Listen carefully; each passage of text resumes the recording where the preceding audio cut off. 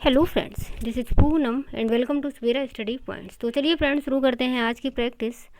और यहाँ पर जो क्वेश्चन हमने लिए हैं वो काफ़ी इंपॉर्टेंट क्वेश्चन हैं। यहाँ से क्वेश्चन एग्जाम में ज़रूर ही फंसेंगे। इसके साथ साथ क्वेश्चन को डिस्कस करने के बाद जो उसके चारों ऑप्शन हैं उनको भी मैं एक्सप्लेन कर दूँगी ताकि आप लोगों को एक्स्ट्रा नॉलेज भी मिल सके। तो चलिए फ्रेंड्स, शुरू करते हैं। उससे पहले यदि आप चैनल पर नए हैं तो चैनल को सब्सक्राइब कर लें, साथ ही बेल आइकन भी प्रेस कर लें ताकि आने वाली सभी वीडियो की नोटिफिकेशन आप लोगों को मिलती रहे। इसके अलावा एक बात हम आपको और बता दें कि जो बिहार शिक्षक भर्ती है उसके लिए एससीईआरटी काफ़ी इंपॉर्टेंट है, क्योंकि प्रीवियस ईयर यदि आप उठा के देखते हैं तो एससीईआरटी से बहुत ज़्यादा क्वेश्चन पूछे गए हैं। तो एससीईआरटी को भी हमने डिस्कस किया है, आपको चैनल पर प्लेलिस्ट मिल जाएगी, तो आप लोग एससीईआरटी की वीडियो भी देख सकते हैं। तो चलिए यहाँ पर देखते हैं पहला क्वेश्चन। देश में निम्नलिखित में से किस नदी में सर्वाधिक समृद्ध भूजल संसाधन है? तो वो कौन सी नदी है? वो नदी है गंगा, जिसमें सर्वाधिक भूजल संसाधन है। इसके अलावा गंगा नदी की यदि हम बात करें तो ये कहाँ से निकलती है? ये निकलती है उत्तराखंड के गंगोत्री ग्लेशियर से। और ये जो नदी है इसका जो अपवाह तंत्र है वो सबसे बड़ा है। अपवाह तंत्र क्या होता है कि जैसे कोई नदी ऐसे बह रही है तो उसमें बहुत सारी नदियाँ आकर के मिलती हैं, यानी कि उसकी जो सहायक नदियाँ होती हैं, छोटी छोटी कई सारी नदियाँ। तो इसी तरीके से गंगा नदी का जो अपवाह तंत्र है वो बहुत बड़ा है, क्योंकि इसमें बहुत सारी नदियाँ इस तरीके से मिलती हैं, तो वो पूरा जो नदियों को मिला करके होता है वो उसका अपवाह तंत्र कहलाता है। तो गंगा नदी का जो अपवाह तंत्र है वो बहुत बड़ा है, ये भी आपको याद रखना है। और गोदावरी की यदि हम बात करें तो जो गोदावरी नदी है इसे दक्षिण की गंगा भी कहते हैं। एंड ये कहाँ से निकलती है? ये निकलती है त्र्यंबकम पहाड़ी महाराष्ट्र से। और ये भी एक इम्पोर्टेंट नदी है, ये प्रायद्वीपीय भारत की सबसे बड़ी नदी है, तो इसको भी आपको याद रखना है। एंड जो नर्मदा नदी है ये अमरकंटक की पहाड़ियों से निकलती है, और ये पश्चिम की तरफ बहती है और अपना जल कहाँ पे गिराती है? तो ये अपना जल गिराती है अरब सागर में, गुजरात के पास खंबात की खाड़ी में। तो ये भी आपको याद रखना है। और नर्मदा नदी से एक क्वेश्चन और पूछ लिया जाता है कि भ्रंश घाटी में बहने वाली नदी कौन सी है? तो वो नर्मदा नदी ही है जो भ्रंश घाटी में बहती है। और उसके बाद यदि ब्रह्मपुत्र नदी की बात करें तो ये तिब्बत में मानसरोवर झील के पास से निकलती है, और फिर चीन से होते हुए अरुणाचल प्रदेश से होकर के ये भारत आती है। तो इस नदी को चीन में क्या कहते हैं? चीन में कहते हैं सांगपो। तो ये भी आपको याद रखना है। पूछ लिया जाता है कि ब्रह्मपुत्र नदी को चीन में किस नाम से जाना जाता है? तो इसको जाना जाता है सांगपो नदी के नाम से। अगला क्वेश्चन हम देख लेते हैं। अफ्रीका के सुरंग में कौन सा देश स्थित नहीं है? लीबिया, इरिट्रिया, सोमालिया या फिर इथियोपिया? तो यदि हम बात करें अफ्रीका के देशों की तो ये सभी देश अफ्रीका के ही हैं, किंतु यहाँ पर पूछा गया है कि अफ्रीका के सुरंग में कौन सा देश स्थित नहीं है। तो यदि हम यहाँ पर अफ्रीका कॉन्टिनेंट बनाए थोड़ा सा तो कुछ ऐसा बनता है, ऐसा बना होता है। तो ये जो सुरंग है इसी को अफ्रीका का सुरंग कहा जाता है। और इसमें से जो देश हैं वो 4 प्रमुख देश हैं। एक तो इसमें इरिट्रिया है, सोमालिया है और इथियोपिया है। ये 3 देश इसमें स्थित, मतलब ये 3 देश इसमें हैं। और इसके अलावा एक जिबूती भी है। कौन सा? जिबूती। तो ये चारों जो देश हैं वो हैं अफ्रीका के सुरंग में, किंतु जो लीबिया है ये अफ्रीका के सुरंग में स्थित नहीं है। तो ऑप्शन हमारा यहाँ पर ए सही हो जाएगा। आगे हम बात कर लेते हैं कि वातावरण में कार्बन डाइऑक्साइड की मात्रा लगभग क्या है? तो ऑप्शन हमारा यहाँ पर 0.3% हो जाएगा। वैसे जो कार्बन डाइऑक्साइड की मात्रा होती है वो होती है 0.03% होती है, बट यहाँ पर 0.3% दिया गया है। तो ऑप्शन हमारा यही वाला सही हो जाएगा। आगे हम देख लेते हैं अगला क्वेश्चन। प्राकृतिक संसाधनों का सुव्यवस्थित प्रबंधन कहलाता है। तो सुव्यवस्थित प्रबंधन क्या कहलाता है? कि किसी भी चीज़ को संरक्षित करके अच्छे से रखना, वो होता है संरक्षण। तो ऑप्शन हमारा यहाँ पर डी सही हो जाएगा। एंड अगला क्वेश्चन है कि भारत में जैव विविधता हॉटस्पॉट के रूप में घोषित क्षेत्र है। तो भारत में जैव विविधता हॉटस्पॉट के रूप में जो घोषित क्षेत्र है वो है हिमालय। इसके अलावा हॉटस्पॉट की जो अवधारणा है वो किसने प्रस्तुत की थी? वो प्रस्तुत की थी नॉर्मन मायर्स ने। और कब प्रस्तुत की थी? 1988 में। तो ये भी आपको याद रखना है कि जो हॉटस्पॉट की अवधारणा है वो किसने दी थी? वो दी थी नॉर्मन मायर्स ने, और 1988 में। अगला जो क्वेश्चन है कि ऊर्जा के सही अनवीकरणीय स्रोत का चयन कीजिए। तो यहाँ पर हम ऑप्शन देख लेते हैं। हाइडल, तापीय, सौर और पवन शक्ति। तो यदि बात करें कि जो तापी है, सौर ऊर्जा एंड पवन शक्ति, ये सभी नवीकरणीय है, बट यहाँ पर अनवीकरणीय पूछा गया है, तो हमारा ऑप्शन ए सही हो जाएगा। एंड आगे देख लेते हैं अगला क्वेश्चन। और जो अगला क्वेश्चन है कि पौधों और अन्य पशुओं दोनों का भक्षण करने वाले पशु क्या कहलाते हैं। तो जो पेड़ पौधे भी खाते हैं और पशुओं को भी खाते हैं, मतलब जीव जंतुओं को भी खाते हैं, तो ऐसे को क्या कहा जाता है, ऐसे को कहा जाता है सर्वभक्षी, यानी कि वो सभी चीज़ खा लेते हैं। तो ऑप्शन हमारा यहाँ पर ए सही हो जाएगा। इसके अलावा जो सिर्फ पौधों को खाते हैं, वनस्पतियों को, उनको शाकाहारी कहते हैं, और जो सिर्फ अन्य पशुओं या जीव जंतुओं को खाते हैं उनको मांसाहारी कहते हैं। किंतु जो दोनों को ही खाएं उनको क्या कहा जाता है, सर्वभक्षी। तो ऑप्शन हमारा यहाँ पर ए सही हो जाएगा। आगे हम बात कर लेते हैं अगला क्वेश्चन, सूचना का अधिकार अधिनियम किस वर्ष में लागू हुआ था। तो जो सूचना का अधिकार अधिनियम है ये लागू हुआ था 2005 में। तो ऑप्शन हमारा यहाँ पर सी सही हो जाएगा। एंड जो अगला क्वेश्चन है कि भारत में संविधान का वास्तुकार माना जाता है। तो भारत में संविधान का वास्तुकार किसको माना जाता है, तो ये माना जाता है डॉक्टर BR अम्बेडकर को। तो ऑप्शन हमारा यहाँ पर सी सही हो जाएगा। एंड जो अगला क्वेश्चन है कि निम्न में से कौन सी भाषा सरकार के द्वारा शास्त्रीय भाषा घोषित की गई है। तो यदि हम शास्त्रीय भाषाओं की बात करें तो 6 भाषाओं को शास्त्रीय भाषा के अंतर्गत रखा गया है, जिसमें कि यहाँ पर यदि आप ऑप्शन देखेंगे तो कन्नड़ भी है और तेलुगु भी है, दोनों ही सही है। यहाँ पर दो ऑप्शन सही हो रहे हैं। तो वो जो बाकी की मतलब जो सभी 6 भाषाएं उनको भी हम बता देते हैं। एक तो है तमिल और तेलुगु हो गई, तमिल तेलुगु कन्नड़, और इसके अलावा संस्कृत और मलयालम और उड़िया। इसमें से जो उड़िया है ये नवीनतम है, इसको 2014 में ही शामिल किया गया है। तो ये 6 भाषाएं हैं जिन्हें शास्त्रीय भाषाओं के अंतर्गत रखा गया है। तो ऑप्शन जो हमारे हैं यहाँ पर दो ऑप्शन सही हो रहे हैं, यानी कि जो कन्नड़ है और जो तेलुगु है दोनों ही शास्त्रीय भाषाएं हैं। आगे हम देख लेते हैं अगला क्वेश्चन, आवर्त सारणी के 5वें अंतराल और सेकेंड ए समूह में किस तत्व को रखा गया है। तो इसमें रखा गया है स्ट्रांसियम। परमाणु संख्या इसकी कितनी होती है, 38। एंड अगला क्वेश्चन है कि गोवा का जो क्षेत्रीय संगीत है वो कौन सा है। तो गोवा का जो क्षेत्रीय संगीत है वो होता है मंडो। वहीं यदि हम सोहर की बात करें तो ये कहाँ का प्रसिद्ध है, ये है बिहार का, और जो पंडवानी है ये छत्तीसगढ़ का, एंड जो लोटिया है ये है राजस्थान का। तो ये सभी चीज़ें आपको याद रख लेनी है। ये राजस्थान का है और ये छत्तीसगढ़ का है और ये कहाँ का है, बिहार का। तो बिहार का भी आपको याद रखना है। आगे हम देख लेते हैं मस्तिष्क का कौन सा भाग मानव शरीर के आसन और संतुलन को बनाए रखता है। तो मस्तिष्क का कौन सा भाग है, तो मस्तिष्क का सेरेबेलम होता है। यहाँ पर क्रेबेलम लिखा है, क्रेबेलम नहीं होगा, क्या होगा, सेरेबेलम। सेरेबेलम होता है। सेरेबेलम और सेरेब्रम दोनों में अंतर है, तो सेरेब्रम सही नहीं है बल्कि यहाँ पर सेरेबेलम सही होगा, सेरेबेलम। तो ऑप्शन जो है वो सी को सही मान सकते हैं। ये क्रेबेलम लिख गया बट वैसे सेरेबेलम होगा। ऑप्शन हमारा सी वाला सही रहेगा। और आगे हम बात कर लेते हैं अगले क्वेश्चन की। अगला क्वेश्चन है किस pH मान पर दांत सड़ने लगते हैं। तो 5.5 pH मान पर दांत सड़ने लगते हैं। और अगला क्वेश्चन है कि आर्थिक गतिविधियों के आधार पर जो भारतीय अर्थव्यवस्था है उसको कितने क्षेत्रों में बांटा गया है।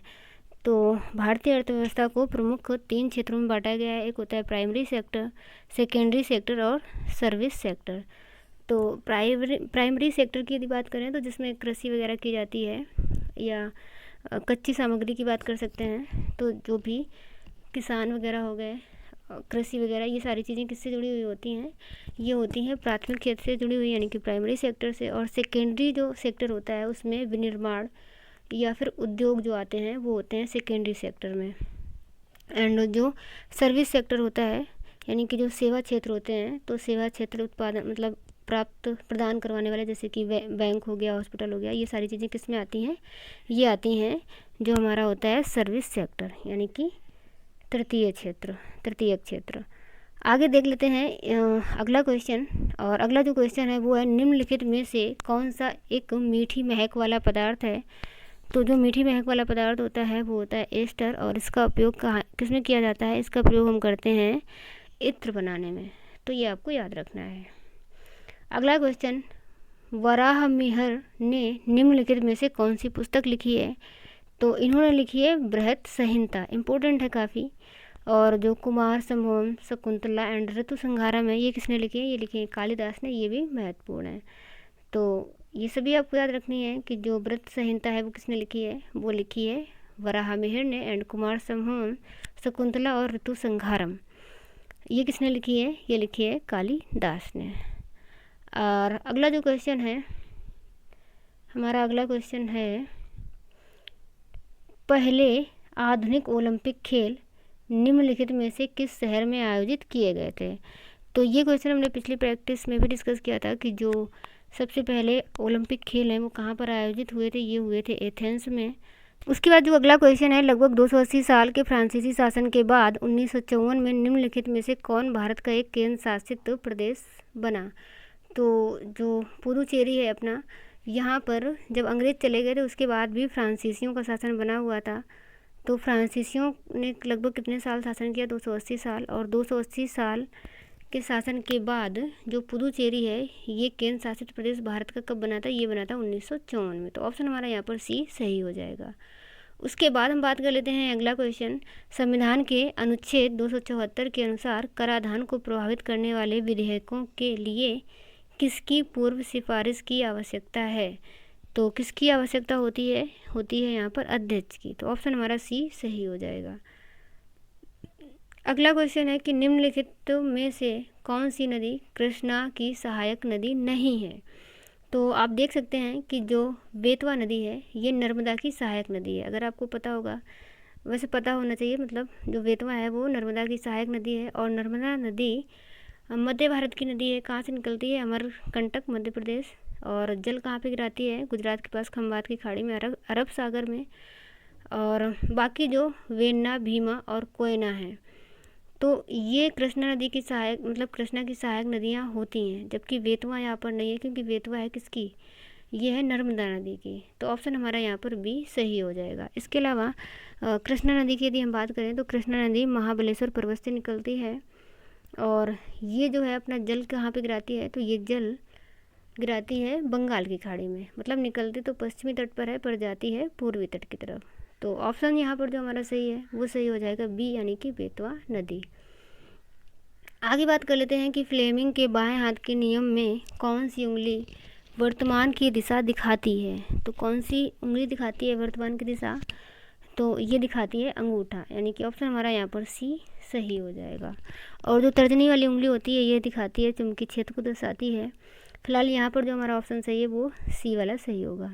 आगे देख लेते हैं अगला क्वेश्चन, सिंहगढ़ के किले की मुगलों से रक्षा करते हुए निम्नलिखित में से किस मराठा शासक को अपने प्राण गंवाने पड़े?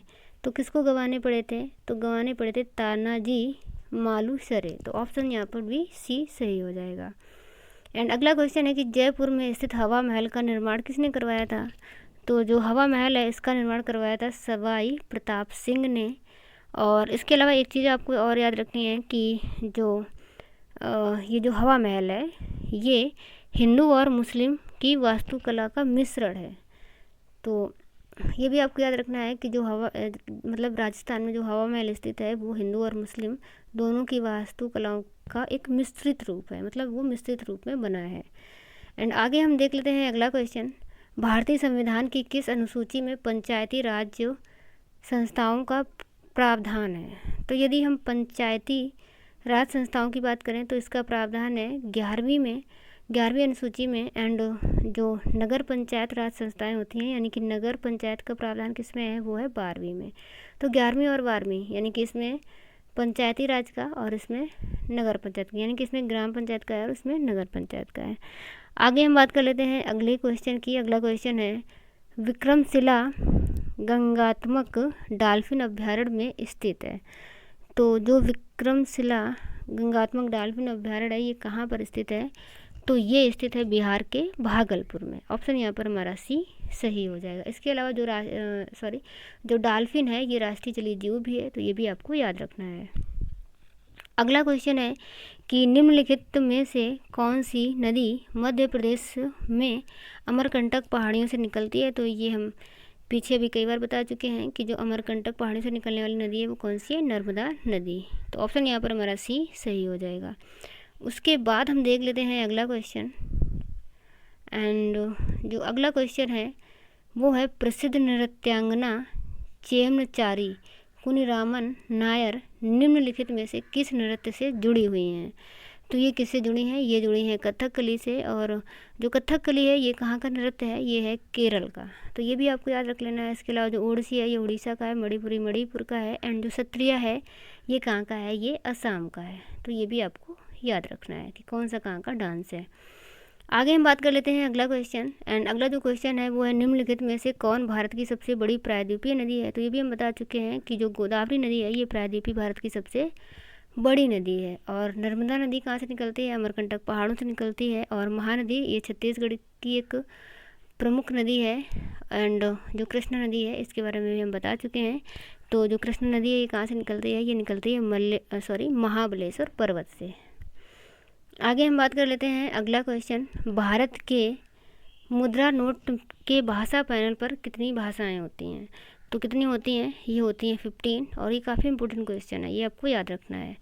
आगे बात कर लेते हैं अगले क्वेश्चन की। भारतीय संविधान में व्यापार करने की स्वतंत्रता की अवधारणा निम्नलिखित में से किस देश से ली गई है। तो व्यापार करने की जो स्वतंत्रता है वो किस देश से ली गई है, वो ली गई है ऑस्ट्रेलिया से। तो ऑप्शन यहाँ पर हमारा सी सही हो जाएगा। हाइड्रा में किस प्रकार का प्रजनन होता है, विखंडन, नवोदित, बाइनरी विखंडन या फिर बीजाणु गठन के द्वारा। तो जो हाइड्रा होता है उसमें जो प्रजनन होता है वो होता है विखंडन के द्वारा। किसके द्वारा होता है, विखंडन के द्वारा। तो ऑप्शन हमारा यहाँ पर ए सही हो जाएगा। एंड बाइनरी विखंडन की यदि बात करें तो अमीबा में होता है। और बीजाणु के द्वारा किसमें होता है, कवक में, शैवाल में और बैक्टीरियाओं में होता है। मतलब जो बीजाणु होते हैं कवक, शैवाल और बैक्टीरिया के बहुत हल्के होते हैं तो हवा के कारण उड़ जाते हैं। तो इसमें बीजाणुओं के द्वारा प्रजनन होता है। फिलहाल इसका जो हमारा आंसर सही है कि हाइड्रा में प्रजनन किस तरीके से होता है, तो वो होता है विखंडन के द्वारा। एंड अगला क्वेश्चन है कि निम्नलिखित में से कौन भारत का सर्वोच्च नागरिक पुरस्कार है। तो कौन सा है, वो है भारत रत्न। और भारत रत्न की यदि हम बात करें इसकी मतलब ये कब से देना स्टार्ट हुए थे, तो ये हुए थे 1954 से। और सबसे पहले किसको मिला था, तो सबसे पहले मिला था सीवी रमन को। एंड ये अब तक 48 लोगों को मिल चुका है, जिसमें से कि 5 महिलाएं भी हैं। और सबसे जो नवीनतम है वो कौन है, वो है 2019 में दिया गया है भारत रत्न पुरस्कार। 2019 के बाद अभी दिया नहीं गया है। तो 2019 में किसको किसको दिया गया था, भूपेन हजारिका को, प्रणब मुखर्जी एंड नानाजी देशमुख को। 3 लोगों को दिया गया था। ये तीनों ही लोग आपको याद रखने हैं। आगे हम बात कर लेते हैं अगले क्वेश्चन की। द व्हाइट टाइगर उपन्यास के लेखक कौन है। तो द व्हाइट टाइगर उपन्यास के लेखक हैं अरविंद अडिगा। एंड निम्नलिखित में से कौन सी साइट गौतम बुद्ध के जन्म से जुड़ी है। यानी कि जो गौतम बुद्ध का जन्म है वो कहाँ पर हुआ था, वो हुआ था लुम्बिनी में। तो उनके जन्म से जुड़ी हुई साइट कौन सी होगी, लुम्बिनी ही होगी। एंड सारनाथ की यदि बात करें तो सारनाथ में इन्होंने अपना प्रथम उपदेश दिया था। और बोध गया वह स्थान जहाँ पर इनको ज्ञान की प्राप्ति हुई थी, वह स्थान बोध गया कहलाया। आगे हम देख लेते हैं अगला क्वेश्चन। सार्क की पहली बैठक कहाँ पर हुई थी। तो जो सार्क है इसकी पहली बैठक कहाँ पर हुई थी, ये हुई थी ढाका में, बांग्लादेश की राजधानी ढाका में हुई थी। और जो सार्क का मुख्यालय है वो कहाँ पर है, वो है काठमांडू, जो कि नेपाल की राजधानी है। इसके अलावा सार्क के सदस्यों की यदि हम बात करें कि इसमें कितने सदस्य हैं, तो इसमें कुल 8 सदस्य हैं, जिसके लिए एक ट्रिक भी हमने बताई हुई है, MBBS और पेन। तो MBBS पेन यानी कि M से हो जाएगा म्यांमार, B से बांग्लादेश, फिर एक और B से भूटान, और S से हो जाएगा श्रीलंका, P से पाकिस्तान, और PA Afghanistan, India and Nepal. तो ये 8 देश हैं जो कि सार्क के सदस्य देश हैं। और इसका जो मुख्यालय है वो आपको याद रखना है कहाँ पर है, नेपाल काठमांडू में। और पहली बैठक कहाँ पर हुई थी, ढाका बांग्लादेश में। आगे हम बात कर लेते हैं अगला क्वेश्चन। संयुक्त राष्ट्र का मुख्यालय स्थित है। तो संयुक्त राष्ट्र का मुख्यालय कहाँ पर स्थित है, ये स्थित है न्यूयॉर्क में। एंड संयुक्त राष्ट्र में जो स्थायी सदस्य हैं उनकी संख्या कितनी है, उनकी संख्या है 5। यानी कि संयुक्त राष्ट्र में 5 स्थायी सदस्य हैं। और वो कौन कौन से हैं, एक तो है USA, रसिया, फ्रांस, ब्रिटेन और चीन। ये 5 सदस्य संयुक्त राष्ट्र के स्थायी सदस्य हैं। मुख्यालय आपको याद रखना है न्यूयॉर्क। वर्ष का सबसे लंबा दिन है, तो वर्ष का सबसे लंबा दिन कौन सा होता है? ये होता है 21 जून को। आपको याद रखना है, इम्पोर्टेंट है ये भी। आगे हम बात कर लेते हैं अगला क्वेश्चन। 16 अगस्त 1946 को प्रत्यक्ष कार्यवाही दिवस मनाया गया। तो 16 अगस्त 1946 को प्रत्यक्ष कार्यवाही दिवस मनाया था, ये मनाया गया था मुस्लिम लीग के द्वारा। तो ऑप्शन यहाँ पर बी सही हो जाएगा। अब हम देख लेते हैं अगला क्वेश्चन। एंड हमारा जो अगला क्वेश्चन है कि भारत और पाकिस्तान के बीच ताशकंद समझौता कब हुआ था?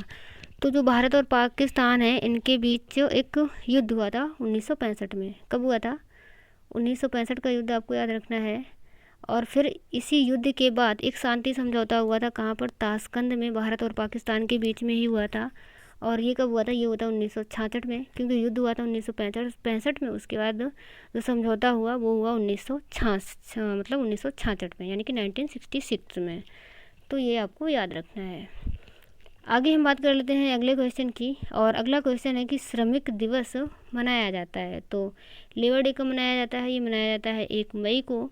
भारतीय दलहन अनुसंधान संस्थान ये कहाँ पर है? ये है कानपुर में।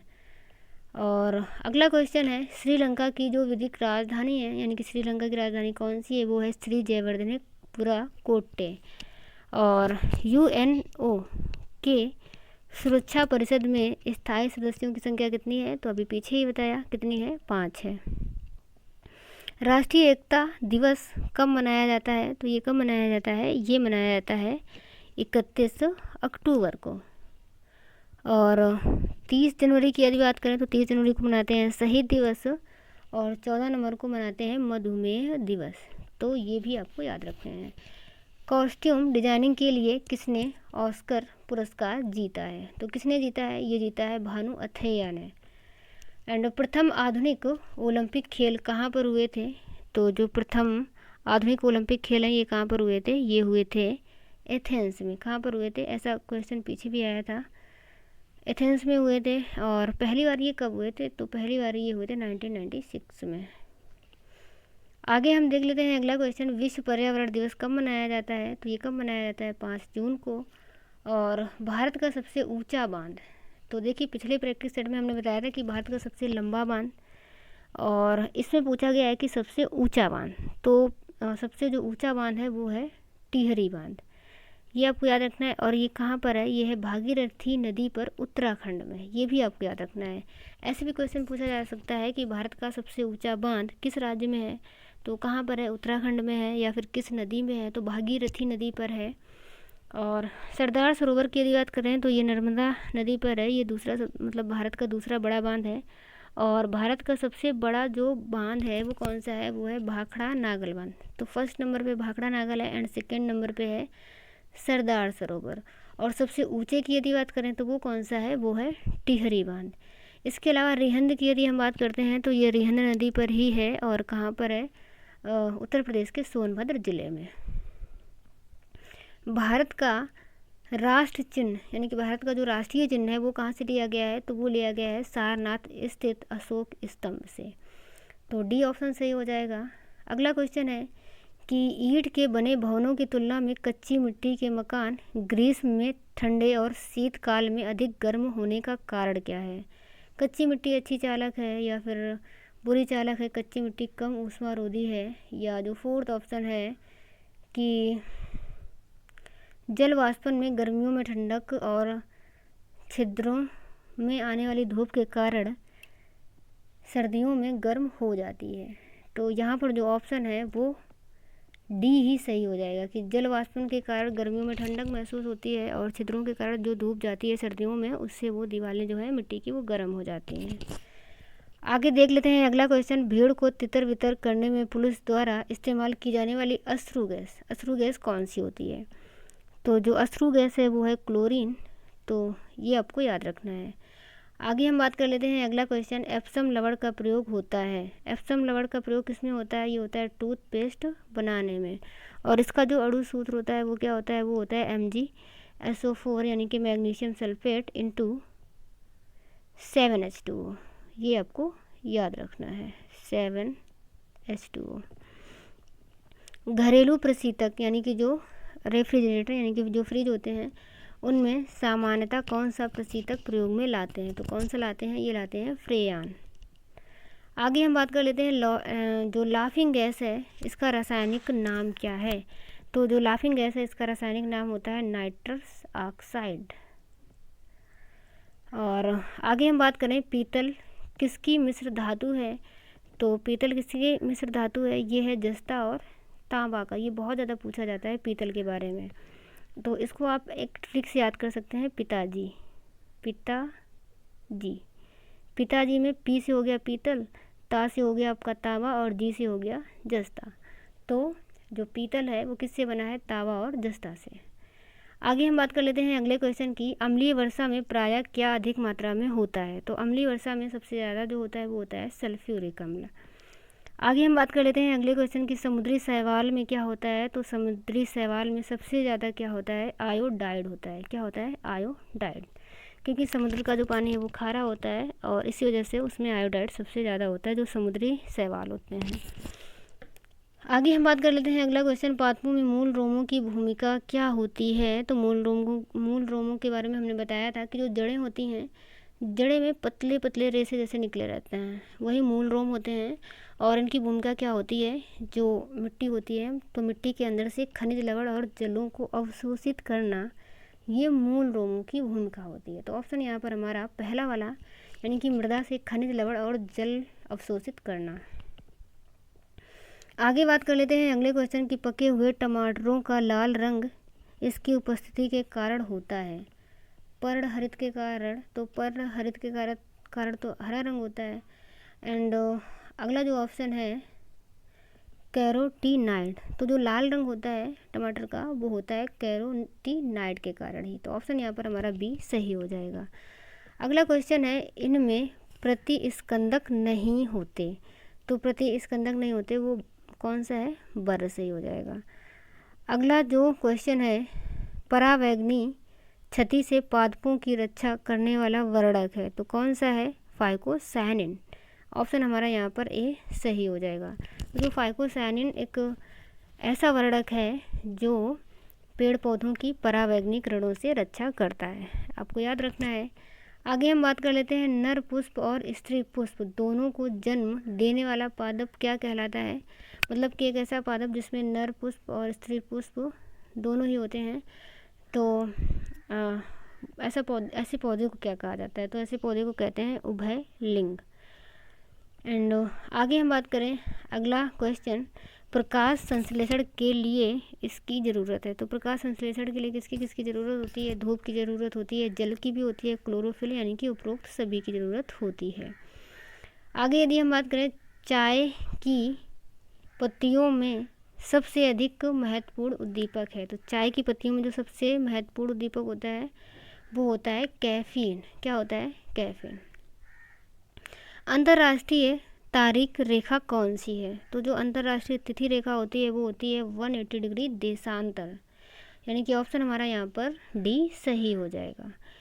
किसके गुरुत्वाकर्षण के कारण ज्वार भाटा आता है, तो ज्वार भाटा आते हैं पृथ्वी पर सूर्य और चंद्रमा के कारण, तो यहाँ पर जो ऑप्शन है वो सी वाला सही हो जाएगा। और उसके बाद जो अगला क्वेश्चन है, तुल्यकाली उपग्रह पृथ्वी के इर्द गिर्द घूमता है, तो जो उपग्रह है वो पृथ्वी के इर्द गिर्द किस दिशा में घूमता है, वो घूमता है पश्चिम से पूर्व, तो ऑप्शन हमारा यहाँ पर बी सही हो जाएगा। एंड अगला क्वेश्चन है, विषम का चयन कीजिए, फ्लॉपी डिस्क, डीवीडी, रोम, हार्ड डिस्क, तो यहाँ पर जो विषम है वो हो जाएगा रोम, क्योंकि जो रोम में डाटा फीड रहता है उसको वो स्थायी रूप में होता है, उसको आप पढ़ सकते हो बट करेक्ट नहीं कर सकते, तो इस वजह से ये वाला हमारा विषम है। बाकी सभी में जो डाटा होता है वो आप पढ़ के उसको करेक्ट भी कर सकते हो, कुछ परिवर्तन कर सकते हो, बट इसमें जो होता है उसको कोई परिवर्तन नहीं कर सकते आप, तो ऑप्शन हमारा यहाँ पर बी सही हो जाएगा। निम्नलिखित में से कौन भारतीय अर्थव्यवस्था में तृतीयक क्षेत्र में आता है, तो देखिए तृतीयक क्षेत्र में हमने क्या बताया था, जो सेवा क्षेत्र होता है उसे हम तृतीयक क्षेत्र कहते हैं। यहाँ पर कपड़ा उद्योग, तो ये जो उद्योग होता है या विनिर्माण वाली चीज़ें होती हैं ये किस में आता है, ये सेकेंडरी सेक्टर में आता है। और वस्तुओं का परिवहन, तो यहाँ पर देखिए निर्माण की बात नहीं चल रही, परिवहन यानी कि सेवाएं प्राप्त की जा रही हैं। तो जो सेवा प्राप्त करना होता है वो किस में होता है, तृतीय क्षेत्र के अंतर्गत आता है। तो ऑप्शन यहाँ पर हमारा बी ही सही हो जाएगा। एंड आगे देख लेते हैं अगला क्वेश्चन। और जो अगला क्वेश्चन है वो है एंजाइम किस प्रकार की अभिक्रिया को उत्प्रेरित करते हैं, अपचयन, उपचयन, दोनों, या फिर उपरोक्त में से कोई नहीं। तो जो एंजाइम होते हैं वो दोनों ही अभिक्रियाओं को उत्प्रेरित करते हैं, यानी कि ऑप्शन हमारा यहाँ पर बी सही हो जाएगा। एंड भीम बांध वन्य जीव अभ्यारण्य बिहार के किस जिले में है। तो जो भीम बांध वन्य जीव अभ्यारण्य है ये बिहार के मुंगेर ज़िले में है। किस ज़िले में है, ये स्थित है मुंगेर ज़िले में। ऑप्शन हमारा यहाँ पर सी सही हो जाएगा। उसके बाद हम देख लेते हैं अगला क्वेश्चन, शेर खां बिहार के किस शासक का संरक्षक था। तो जो शेर खां है वो बिहार के किस शासक का संरक्षक था, तो ये था जलाल खां का। किसका था, जलाल खां। आगे हम बात कर लेते हैं अगले क्वेश्चन की, बिहार में तुर्क सत्ता का संस्थापक कौन था। तो इम्पोर्टेंट है ये आपका, क्योंकि ये SCERT में भी दिया गया है, मतलब SCERT की बुक में है ये। तो बिहार में जो तुर्क सत्ता का संस्थापक है वो कौन था, वो था इब्ने बख्तियार खिलजी। तो ऑप्शन हमारा यहाँ पर बी सही हो जाएगा। आगे हम देख लेते हैं अगला क्वेश्चन। एंड जो अगला क्वेश्चन है, मानसून प्रत्यावर्तन के समय बिहार के मैदानी भाग में किस हवा का प्रभाव रहता है। तो किस हवा का प्रभाव रहता है, ठंडी, पछुआ और उत्तरी हवा का। अगला जो क्वेश्चन है, निम्नलिखित में से कौन सा बायोडिग्रेडेबल यानी कि जैव निम्नीकरण सामग्री नहीं है, कपास, जानवरों की हड्डियाँ, एल्यूमिनियम फॉयल या फिर लकड़ी। तो जो एल्यूमिनियम फॉयल होता है ये डिग्रेडेबल सामग्री नहीं होती। तो ऑप्शन यहाँ पर हमारा जो सी है वही सही हो जाएगा। आगे बात कर लेते हैं, परितंत्र के दो मूल घटक हैं, यानी कि जो परितंत्र होता है उसके दो मूल घटक कौन से होते हैं, पौधे और प्राणी, जीवी और अजीवी, या फिर पौधे और प्रकाश, एंड घास फूस, या फिर सूक्ष्म जीव। तो परतंत्र के जो मूल घटक होते हैं वो जीवी और अजीवी होते हैं। जीवी में ही पेड़ पौधे और प्राणी वनस्पति जो भी जीव जंतु हैं वो जीवी में आ जाते हैं, और अजीवी में क्या आती हैं, भौतिक चीज़ें आती हैं। तो ये दोनों ही हमारे पारतंत्र के दो मूल घटक होते हैं। ऑप्शन हमारा यहाँ पर बी यानी कि जैविक और अजैविक, या फिर इसी को जीवी या अजीवी कहते हैं। आगे हम बात कर लेते हैं अगला क्वेश्चन, सर्वप्रथम पारिस्थितिक तंत्र शब्द का प्रयोग किया था, किसने किया था। तो ये किया था A.G. टांसले ने।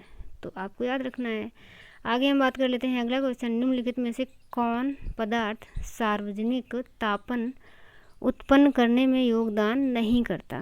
तो कौन नहीं करता, सल्फर तथा नाइट्रोजन के जो ऑक्साइड होते हैं वो सार्वजनिक तापन उत्पन्न करने में योगदान नहीं करते। ऑप्शन हमारा यहाँ पर ए सही हो जाएगा। अगला क्वेश्चन है, जुगाली करने वाले पशुओं में जिस ग्रीन हाउस गैस का निस्तारण होता है तो किसका होता है मीथेन का। ये आपको याद रखना है कि जब जानवर जुगाली करते हैं तो कौन सी गैस निकलती है, वो निकलती है मीथेन। इसके अलावा एक और क्वेश्चन पूछा जाता है कि धान के खेत से कौन सी गैस निकलती है, तो वहाँ पर भी कौन सी निकलती है, मीथेन निकलती है। ऑप्शन हमारा यहाँ पर बी सही हो जाएगा। तो चलिए फ्रेंड्स, आज की वीडियो में हम इतना ही रखते हैं। काफ़ी इंपॉर्टेंट क्वेश्चन थे, मैं आशा करती हूँ कि आप लोगों को समझ आया होगा।